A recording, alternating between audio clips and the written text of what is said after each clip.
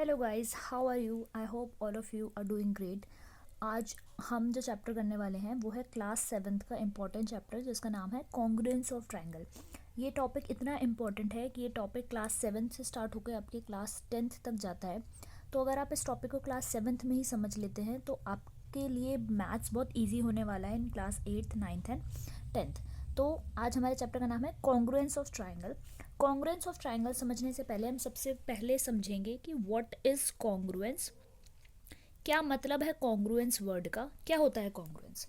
तो कॉन्ग्रुएंस का मतलब है कोई भी दो फिगर अगर आपस में कॉन्ग्रुएंट है तो आप उनके रिलेशनशिप को बोल सकते हो कि ये दोनों फिगर्स कॉन्ग्रुएंस हैं।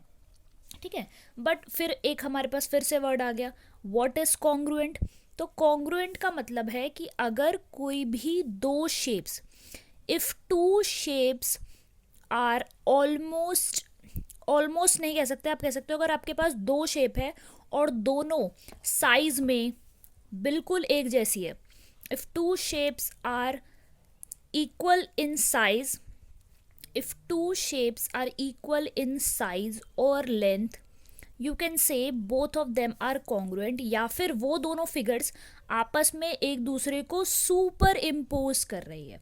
What is the meaning of super impose? Super impose करने का मतलब है कि अगर आपने एक फिगर ली और दूसरी फिगर ली और उन दोनों ने आपस में एक दूसरे को क्या कर लिया, सुपर इम्पोज कर लिया। Suppose this is my one hand and this is my second hand. मेरे पास दो हाथ हैं और मैंने क्या करा, अपने दोनों हाथों को एक हाथ के ऊपर दूसरा हाथ रखा तो मेरे दोनों हाथों ने एक दूसरे को सुपर इम्पोज कर लिया। आपको सिर्फ मेरा एक ही हाथ नजर आ रहा होगा, दूसरा हाथ नहीं नजर आएगा। सेकेंड आप एग्जाम्पल ले सकते हो, आपके पास कॉपी के 2 पेजेस हैं, दोनों पेजेस अगर आप एक पेज को पलटते हो दूसरे पेज के ऊपर या दूसरे पेज को पलटते हो पहले पेज के ऊपर तो क्या होता है, दोनों पेज एक दूसरे के ऊपर आ जाते हैं, ऐसे लगता है आपके पास एक ही पेज है। इसका मतलब होता है सुपर इम्पोज करना।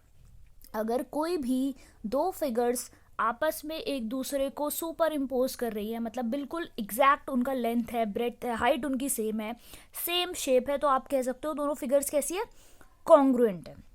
वो दोनों फिगर्स कैसी है, कॉन्ग्रुएंट है। आई होप आपको इतना समझ आया होगा। अगर आपको समझ आ रहा है तो प्लीज़, आपको पता है आपको क्या करना है, आपको लाइक करना है, शेयर करना है, सब्सक्राइब करना है।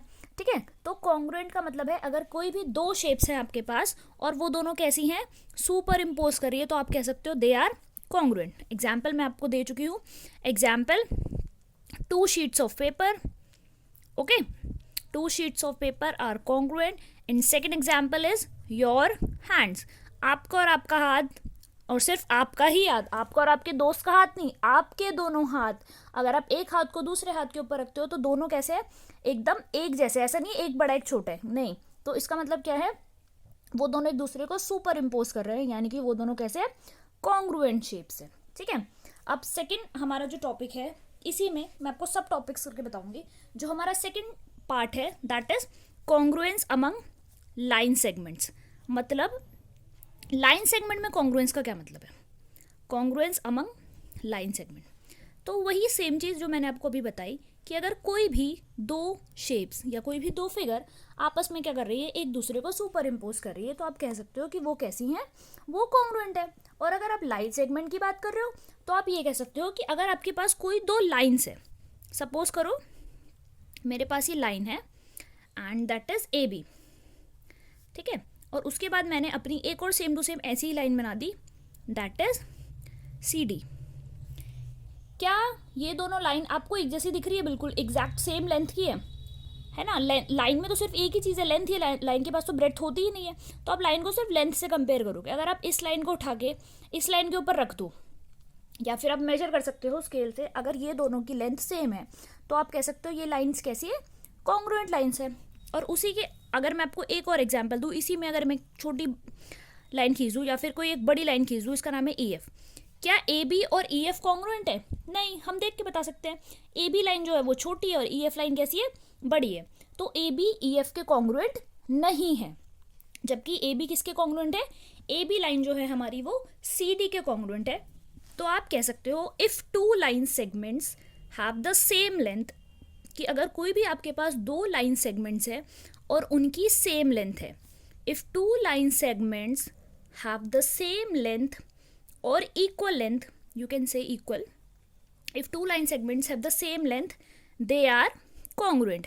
मतलब अगर कोई भी दो लाइन्स हैं उनकी एक जैसी लेंथ है, सपोज एक 5 सेंटीमीटर की है एंड सेकंड भी 5 सेंटीमीटर की है, तो हम ये कह सकते हैं कि हमारी जो दोनों लाइन्स है वो कैसी है, कॉन्ग्रुएंट है. कैसी है, कॉन्ग्रुएंट है. आई होप आपको इतना समझ आ रहा होगा.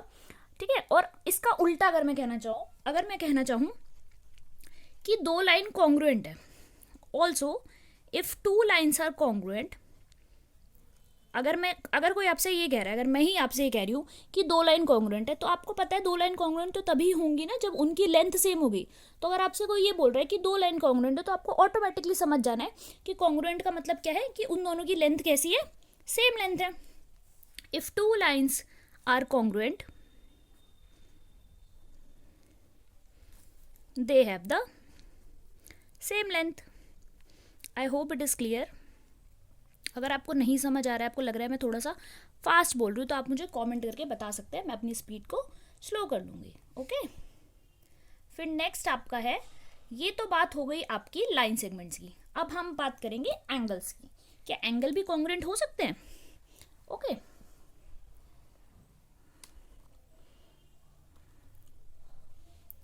Next we have congruence of angles. देखो, सेम टू सेम जैसे आपने लाइंस के लिए बोला, वैसे ही आप क्या कर सकते हो, सेम चीज़ आप एंगल्स के लिए भी बोल सकते हो कि कोई भी दो एंगल्स कब कॉन्ग्रुएंट होंगे. कोई भी दो एंगल्स आपके सिर्फ और सिर्फ तभी कॉन्ग्रुएंट होंगे जब वो सेम हो, है ना. ऐसा तो नहीं है 40 डिग्री का एंगल और 50 डिग्री का एंगल आपको एक जैसा लगेगा, ऐसा तो बिल्कुल भी नहीं है. तो कोई भी दो एंगल्स अगर आपके पास है और उनका सेम मेजर है, मतलब सेम 40 डिग्री के हैं या 50 डिग्री के हैं, तो आप क्या कह सकते हो कि वो दोनों एंगल कैसे हैं, कॉन्ग्रुएंट है. क्योंकि एंगल में कोई लेंथ नहीं होती, ब्रेड्थ नहीं होती. एंगल को आप कैसे मेजर करते हो, एंगल को आप मेजर करते हो डिग्री से, कि एंगल कितने डिग्री का है, उसे हम बोलते हैं मेजर, उसका मेजर हो गया वो. ठीक है. तो अगर कोई भी आपके पास टू एंगल्स हैं और वो सेम मेजर के हैं, तो आप बोल सकते हो वो एंगल कैसे है, कॉन्ग्रुएंट एंगल्स हैं. Okay. I hope you got my point.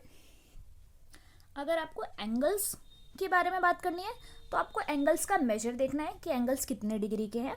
अगर आपको लाइंस के बारे में बात करनी है, तो आपको क्या देखना है, लाइंस की लेंथ देखनी है कि लाइंस कितने लेंथ की है. ओके. तो सपोज करो मैंने आपके लिए दो एंगल बना दिए. ये बता सकते हो आप एंगल कितनी डिग्री का? यस, ये एंगल हमारा है 90 डिग्री का. एंड अगेन फिर से मैंने आपके लिए एक एंगल बना दिया. जो फिल अगर इन्हें हम नाम दे तो that is A and that is R vertex, जिसका नाम हमने रख दिया बी, और ये हो गया सी. ठीक है. इसका नाम हमने रख दिया पी, क्यू और आर. अब आप देख सकते हो जो बी पर एंगल बन रहा है वो 90 डिग्री का है, जो क्यू पर एंगल बन रहा है वो भी 90 डिग्री का है. तो दोनों का सेम ही मेजर है, तो हम कह सकते हैं हमारा जो एंगल ए बी सी है, आपका जो एंगल ए बी सी है और आपका जो एंगल पी क्यू आर है, वो कैसा है, वो आपका कॉन्ग्रुएंट है. ओके. तो हम लिखते हैं हमारा जो एंगल ए बी सी है वो एंगल के कॉन्ग्रुएंट है. कौन से एंगल के कॉन्ग्रुएंट है आपका angle A B C? That is congruent to angle P Q और आर. ऐसा क्यों हो पाया? ऐसा इसलिए हो पाया क्योंकि दोनों जो एंगल के मेजर थे, यानी कि दोनों एंगल कैसे थे, 90 डिग्री के थे. दोनों एंगल कैसे थे, 90 डिग्री के थे. तो आप ये कह सकते हो कि अगर आपके पास दो एंगल्स हैं और उन दोनों एंगल्स का मेजर सेम है, तो वो कैसे हो गए, कॉन्ग्रुएंट हो गए. ओके. तो मैंने आपके लिए लिख दिया है if two angles have the same measure they are congruent. अगर आपके पास कोई भी दो ऐसे एंगल हैं जिनका सेम मेजर है, यानी कि दोनों 40 डिग्री के हैं या फिर दोनों 50 डिग्री के हैं, तो आप क्या कह सकते हो कि वो दोनों एंगल कैसे है, कॉन्ग्रुएंट है. और इसका उल्टा अगर आप ये कहना चाहो कि अगर दोनों एंगल कॉन्ग्रुएंट है, तो इसका मतलब क्या है, इसका मतलब ये है कि वो दोनों सेम मेजर के हैं, क्योंकि सेम मेजर के होंगे तभी कॉन्ग्रुएंट होंगे. Okay. I hope you got my point. आज हमने ये पढ़ा है कि what is congruence, what is congruent, क्या मतलब है कॉन्ग्रुएंट होने का, कैसे आप कह सकते हो लाइन सेगमेंट कॉन्ग्रुएंट है, और कैसे आप कह सकते हो कि आपके एंगल्स कॉन्ग्रुएंट है. आज की वीडियो में सिर्फ इतना ही. नेक्स्ट वीडियो में हम करेंगे कॉन्ग्रुएंस ऑफ ट्राइंगल्स, यानी ट्राइंगल्स के बारे में हम पढ़ेंगे कि आप कब कह सकते हो कि आपके ट्राइंगल्स कॉन्ग्रुएंट है, या फिर कौन सी ऐसी प्रॉपर्टीज़ होती हैं जिनसे आप ट्राइंगल को कॉन्ग्रुएंट प्रूव कर सकते हो। अगर आपको ये वीडियो समझ में आया है, अच्छा लगा है, तो अपने और दोस्तों को भी भेजो और please like share and subscribe. Thank you.